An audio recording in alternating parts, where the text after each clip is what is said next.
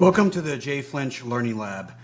In this video series, we're going to cover enterprise users and really go through the different ways you can use it, build courses around it, etc. So there'll be several videos that give you lots of ideas about utilization, deployment, etc.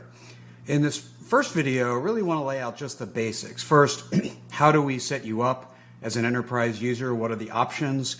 And also how a couple of different teams, learning and development teams or lean and continuous improvement teams might utilize it. So let's first really cover the subscribe versus a learning management system. So we really have two options for enterprise users. The first option is subscribe, and that's where you actually utilize our platform, which is based on Kajabi, and gain access directly through a login. Now this method can work two ways. One is you can provide us all the names and emails of the people you want to have access into an Excel spreadsheet. We can upload that into our system and get everybody their own login.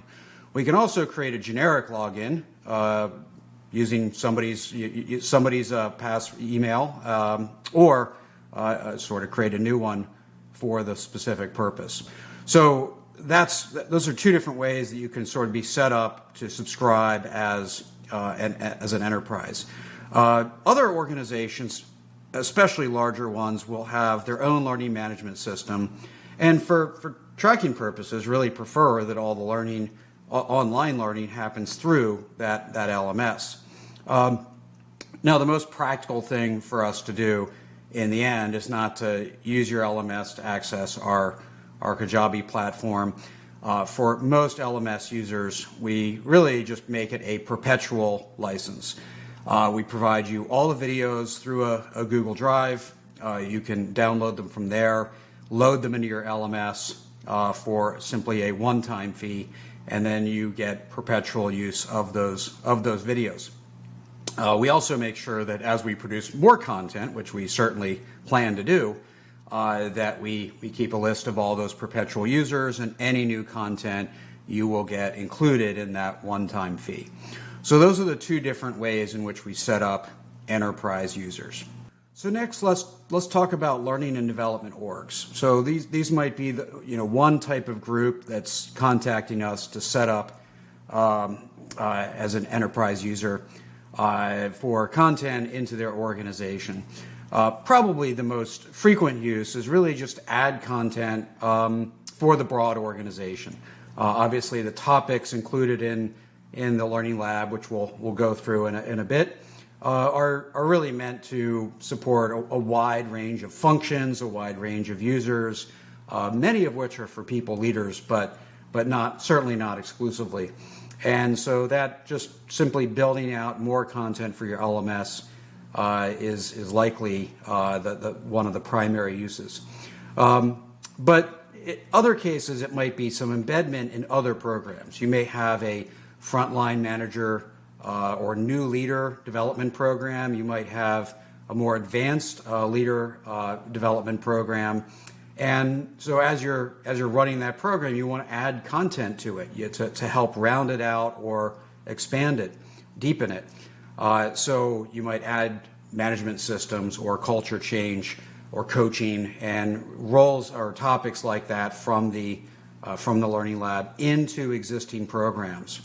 Now, one of the important things about that is that most of our content on the Jay Flinch Learning Lab is not very dogmatic, it's not very framework heavy, and so that means it's very flexible to work with other programs. So if you're building programs where you have your own core framework for what you're trying to accomplish, or you have stuff that is built on specific methodologies, most of this content works very complementary with that because it doesn't provide sort of competing frameworks. It often is a layer underneath those frameworks and helps enhance them, deepen them, rather than compete with them.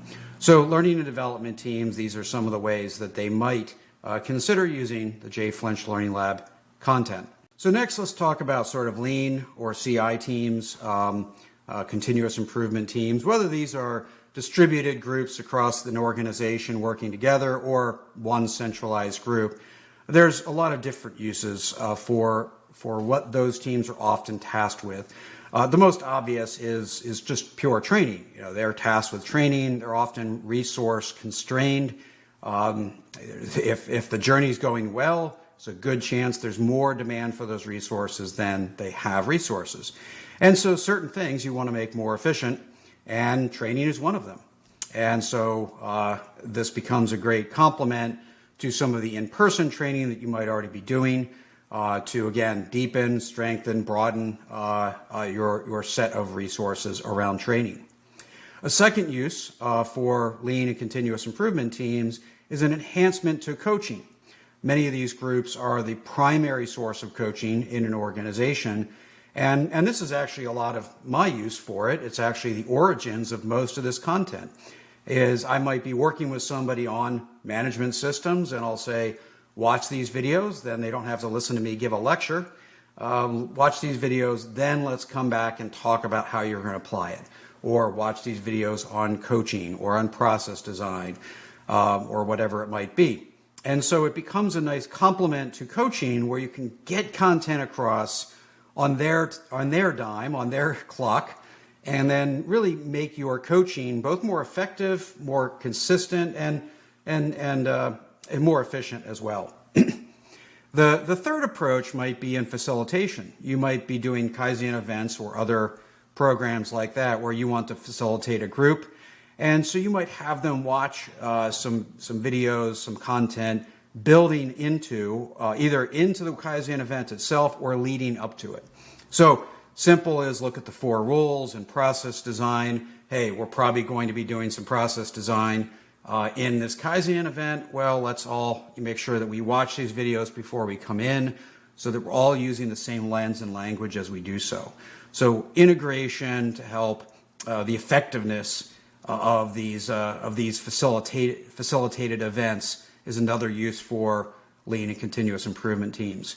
And most of this content, almost really all of it, is really meant for sort of any level of maturity, because it's not about the tools. A lot of times we're picking up the tools somewhat based on the level of maturity, but at any level, we're probably going to start talking about culture and principles, talk about problem solving, and talk about process design, and so at any level of maturity, a lot of this content comes in. So those are some of the different uses for enterprise users. We'll go more into how to structure some of that in further videos, but this gives you an overview of how it may work for you.